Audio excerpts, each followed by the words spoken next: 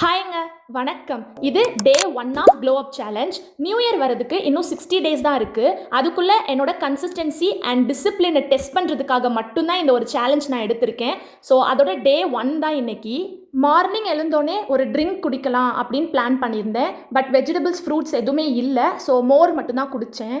இந்த மோர் வந்துட்டு செம்ம டேஸ்ட்டாக இருந்துச்சு. இதோட ரெசிபி வந்துட்டு கீழே டேக் பண்ணியிருக்கேன். டைம் இருந்துச்சுன்னா செக் பண்ணி பாருங்கள். Okay. Fruits and vegetables and சில ட்ரெஸ்லாம் வாங்க வேண்டியது இருந்தது. ஸோ ஷாப்பிங் தான் கிளம்பிட்டு இருந்தேன். ஹேர் வாஷ் பண்ணி ரொம்ப நாள் ஆயிடுச்சு. ஸோ ஹேர் வாஷ் பண்ணிவிட்டு சாப்பிட்டேன். லஞ்சுக்கு நானே பண்ண எக் கிரேவி அண்ட் ஊறுகாய் வச்சு சாப்பிட்டேன். செம்ம டேஸ்ட்டாக இருந்துச்சு. This is my outfit of the day. இந்த டாப்போட லிங்க் வேணும்னா லிங்க்குன்னு கமெண்ட் பண்ணுங்கள், நான் உங்களுக்கு சென்ட் பண்ணுறேன். நாங்கள் வந்துட்டு சரவணா ஸ்டோர்ஸ் தான் போயிருந்தோம். அங்கே எப்போ போனாலும் நான் வந்துட்டு பர்கர் அண்ட் அவகேடோ ஷேக் வந்து குடிப்பேன். பட் இந்த தடவை நான் சமத்து பிள்ளையாக கார்ன் மட்டும்தான் சாப்பிட்டேன். அப்புறமா வீட்டுக்கு வர்றதுக்கே நைட் ஆயிடுச்சு.